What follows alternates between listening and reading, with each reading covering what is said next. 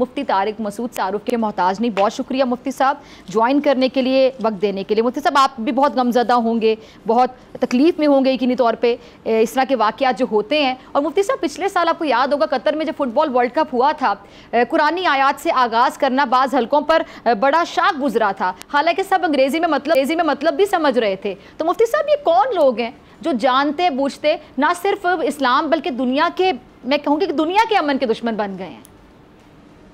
بسم اللہ الرحمن الرحیم. سب سے پہلے آپ کا بھی بہت شکریہ کہ آپ نے اس موقع پر مجھے بات کرنے کا موقع دیا, اپنے چینل کے ذریعے پیغام دنیا تک پہنچانے کا موقع دیا. اور میری جو بات ہے وہ آدھی سے زیادہ تو آپ نے ہی کر دی ہے, اور وہ میسج تو آپ نے اپنے الفاظ میں پہنچا دیا ہے کہ اصل میں اسلام چونکہ دنیا میں بہت تیزی سے پھیل رہا ہے. اور ڈاکٹر ذاکر نائک صاحب کے جو پروگرام ہوئے ورلڈ کپ میں, وہاں جو پروپیگنڈا کیا گیا کہ یہ ورلڈ کپ ہے یا اسلام کا ایک ٹیچنگ آف اسلام کی کوئی کوشش ہے, حالانکہ اس کو کھیل سے بالکل الگ رکھا گیا تھا. تو جس اسپیڈ کے ساتھ اسلام دنیا میں پھیل رہا ہے, آپ نے 2060 کی بات کی ہے, حقیقت میں 2060 سے بہت پہلے اسلام دنیا کا سب سے بڑا مذہب بن چکا ہوگا. اور اگر آپ اس کو دیکھیں نا کہ عیسائیت حقیقی معنوں میں کتنی عیسائیت باقی رہ گئی ہے, یہودیت باقی, ہمیں کسی مذہب سے ذاتی نفرت نہیں ہے جو کیلکولیشن میں پیش کر رہا ہوں, اس کا مقصد عیسائیت کے دل میں نفرت پیدا کرنا یا یہودیوں کے دل میں نفرت پیدا کرنا نہیں ہے, ایک گراؤنڈ ریئلٹی کو لوگوں کے سامنے ظاہر کرنا ہے کہ بہت جلد اسلام دنیا کا ایک یعنی سب سے بڑا مذہب بن جائے گا, بن چکا ہے, اس معنی میں کہ پریکٹسنگ جو مذہب کو فالو کرنے والے لوگ ہیں وہ اسلام میں ہی سب سے زیادہ ہیں. تو اگر آپ فالوئنگ کے لحاظ سے دیکھیں تو اسلام دنیا کا سب سے بڑا مذہب بن چکا ہے. اب ظاہر ہے جیسے ہمارے یہاں کچھ سرپھرے ہوتے ہیں, جذباتی ہوتے ہیں, آپ نے دیکھا وہ سیالکوٹ کے واقعہ میں جو ہمارے کچھ جذباتی لوگوں نے توہین رسالت کے نام پہ ایک بے گناہ شخص کو قتل کر دیا.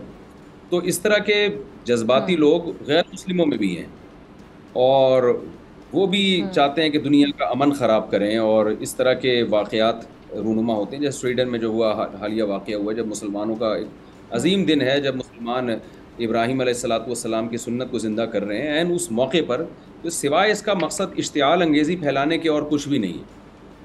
لیکن چند اصول دنیا میں ایسے ہیں نا کہ جس میں صرف مذہب کی گائیڈنس کے ہم محتاج نہیں ہوتے, بلکہ یہ تو ساری دنیا کا ایک لا ہے, اصول ہے, اور ساری دنیا اس کو مانتی ہے کہ جھوٹ بولنا بری چیز ہے, چوری کرنا بری چیز ہے. اسی طرح دنیا میں جو چیز بھی امن کو خراب کرنے کا ذریعہ بنے گی, ساری دنیا کی قومیں, تمام مذاہب اس پر متفق ہیں کہ وہ غلط ہے. قرآن ہمیں کیا کہتا ہے امن کے بارے میں؟ وَلَا تَسُبُّوا الَّذِينَ يَدْعُونَ مِن دُونِ اللَّهِ فَيَسُبُّوا اللَّهَ عَدْوًا بِغَيْرِ عِلْمٍ. یہ بڑی عجیب آیت ہے. الحمد سے لے کے والناس تک قرآن بت پرستی کی مخالفت کے لیے آیا ہے, توحید کی پرچار کے لیے آیا ہے. اس کے باوجود قرآن کہہ رہا ہے کہ توحید کی پریچنگ کے لیے, توحید کو دنیا میں پھیلانے کے لیے آپ نے ان کے بتوں کو برا بھلا نہیں کہنا, کیونکہ اگر آپ نے ان کے بتوں کو برا بھلا کہنا شروع کر دیا تو یہ تمہارے رب کو, تمہارے شاعر کو برا بھلا کہیں گے. تو ہم کوئی ایسا طریقہ اختیار نہیں کر سکتے کہ لوگ اسلام کا مذاق اڑانا شروع کریں, حالانکہ ہماری دعوت بھی اس میں برحق ہوگی. اب آپ سوچئے کہ ہمیں اس پر قرآن نے پابندی لگا دی کہ ان کے پتھر کے بنے ہوئے بت, ان کو آپ نے گالیاں نہیں دینی, برا بھلا نہیں کہنا, تاکہ آپ اپنے شاعر کی حفاظت کر سکیں. تو کیا ہم نے سویڈن کے مذہب کو غلط کہا تھا مسلمان, یا ان کے پیغمبر کو معاذ اللہ مسلمانوں نے مذاق اڑایا تھا, یا ان کی کسی مقدس کتاب کا ہم نے مذاق اڑایا تھا جس کے بدلے میں انہوں نے ہمارے ساتھ یہ کیا ہے کہ قرآن مجید کو جلایا گیا ہے؟ تو ظاہر ہے ایسا نہیں ہے. تو میں لوگوں سے اکثر ایک بات کہتا ہوں کہ دیکھیں, نیوزی لینڈ میں ایک واقعہ ہوا تھا کہ چند دہشت گرد گھسے مسجد میں, انہوں نے مسلمانوں کو شہید کیا. اس پر نیوزی لینڈ کی گورنمنٹ نے جو رسپانس دیا اور جو ری ایکشن کیا, اتنا شاندار ری ایکشن تھا کہ نیوزی لینڈ کی گورنمنٹ نے 1 ارب سے زیادہ مسلمان دنیا میں ہیں, ان کے دل جیت لیے. آج کوئی مسلمان آپ کو ایسا نہیں ملے گا جو نیوزی لینڈ کی گورنمنٹ کی مخالفت کرتا ہو. آج سویڈن کی گورنمنٹ مسلمانوں کے دل جیت سکتی ہے.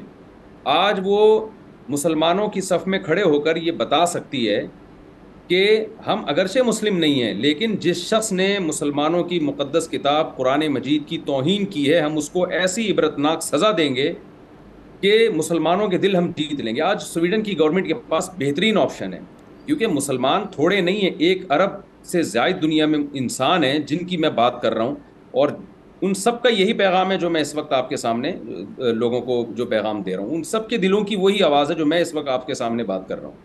تو آج سویڈن کی گورنمنٹ جس نے بھی قرآن مجید کی توہین کی ہے اس کو عبرتناک سزا دے کر مسلمانوں کے دل جیت سکتی ہے. اور اگر سویڈن کی گورنمنٹ نے یہاں اپنی ذمہ داری ادا نہیں کی اور الٹا مسلمانوں کو جذباتی اور دہشت گرد اور اس طرح کی کہنا شروع کر دیے تو دنیا, آپ کو پتہ ہے کہ جب آپ کسی کے جذبات سے کھیلتے ہیں تو پھر یہ جو جذباتی لوگ ہیں یہ علماء کی بات بھی نہیں سنتے, یہ پھر دنیا کا امن خراب کرتے ہیں. تو بہتر نہیں ہے کہ ہم تو سب کو منع کرتے ہیں کہ قانون ہاتھ میں نہ لیا جائے, لیکن قانون ساز اداروں کی اور قانون کے محافظوں کی بھی تو ذمہ داری ہے نا کہ وہ ایسی قانون سازی کریں کہ ایسے لوگوں کو آپ خود اچھا مفتی صاحب ایک اور اہم سوال آپ کی بات سے کہ اب یہ مسلمانوں کا کتنا بڑا امتحان ہے. میں امتحان کا لفظ بول رہی ہوں, میرے خیال سے بالکل یہ یہاں پہ امتحان کا لفظ ہی فٹ بیٹھے گا, باقی آپ میری اصلاح کر سکتے ہیں کہ ہمارا کتنا بڑا امتحان ہے کہ اب ہمارے اوپر کیا ذمہ داری عائد ہوتی ہے, کیونکہ جب اس طرح کے واقعات پیش آئیں گے تو غصہ آنا فطری ہے. مسلمانوں کو غصہ آئے گا, ہمارے جذبات کے ساتھ کھیلا جا رہا ہے, ہمیں تکلیف ہوگی, ہمیں اذیت ہوگی, ہماری دل آزاری ہوگی, تو ظاہری بات ہے پھر غصہ بھی آئے گا. لیکن بڑی اب ذمہ داری ہم پر کیا عائد ہوتی ہے کہ ہم نے غصہ بھی نہیں کرنا, اپنے جذبات پہ بھی قابو پانا ہے. اب ایسے وقت میں مسلمانوں کو کیسے رد عمل دینا چاہیے یا کیا ریئیکشن ہونا چاہیے؟ دیکھیں, ریئیکشن کا ایک غلط طریقہ ہے اور ایک صحیح طریقہ ہے. یہ کہنا کہ ریئیکشن ہی نہیں کرنا, یہ تو پیغمبر صلی اللہ علیہ وسلم کے ساتھ اور اسلام کے ساتھ بے وفائی ہے. ریئیکشن تو بھرپور کرنا, لیکن ریئیکشن کا وہ طریقہ مار دھاڑ, جلاؤ گھیراؤ, قتل و غارت, یہ طریقہ اس کے سائیڈ ایفیکٹ بہت زیادہ ہیں. کیونکہ جیسے میں نے عرض کیا نا آپ کے, میں نے بتایا لوگوں کو کہ ہمارے ہاں اگر کوئی جذباتی پن پہ جب آتے ہیں تو ان کے یہاں بھی سر پھرے ہوتے ہیں. تو یہ واقعات پھر کم نہیں ہوں گے, بڑھ جائیں گے یہ واقعات. تو کیونکہ ان کو بھی پھر موقع ملتا ہے کہ مسلمانوں کے خلاف پروپیگنڈا کرنے کا. تو ہمیں قانون ہاتھ میں نہیں لینا اور احتجاج ہم نے بھرپور طریقے سے کرنا ہے. وہ کیا طریقہ ہوگا؟ سب سے پہلے اپنے حکمرانوں پہ ہم نے سوشل میڈیا کے ذریعے, پرامن دھرنوں کے ذریعے دباؤ ڈال لیں گے. دیکھیں, گورنمنٹ لیول پہ جب احتجاج ہوتا ہے تو اس کی ایک بڑی ویلیو ہوتی ہے.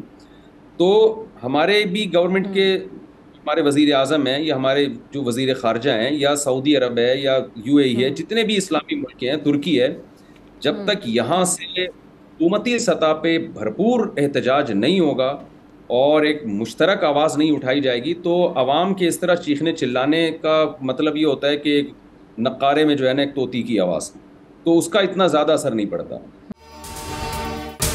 اگر آپ کو یہ ویڈیو پسند آئی تو سبسکرائب کریں اور بیل آئیکن پر کلک کریں. بڑی عید کی خوشیوں میں بول نے دیا اپنے عوام کا ساتھ, عوامی شکایت پر بول نے اٹھائی آواز. ادھر پشاور میں آلائشوں کو ٹھکانے لگانے کے لیے WSSP کا خصوصی آپریشن شروع ہو گیا ہے, جس میں 3259 اہلکاروں سمیت 683 گاڑیاں حصہ لے رہی ہیں. بول کی خبر پر اداروں نے بھی کس لی کمر, لیا ایکشن. لاہور میں مختلف مقامات پر علائشیں جو ہیں وہ ہمیں سڑکوں پر دکھائی دے رہی تھی, لیکن اس کے بعد جو LWMC ہے ان کا عملہ جو ہے وہ اس کے بعد فیلڈ میں نکلا اور اس کے بعد علائشوں کو ہٹانے کا سلسلہ جو ہے وہ شروع کر دیا گیا. کیونکہ بول ہے پاکستان کا نمبر 1 نیوز چینل. سبسکرائب کریں اور بیل دبائیں تاکہ کوئی خبر رہ نہ جائے.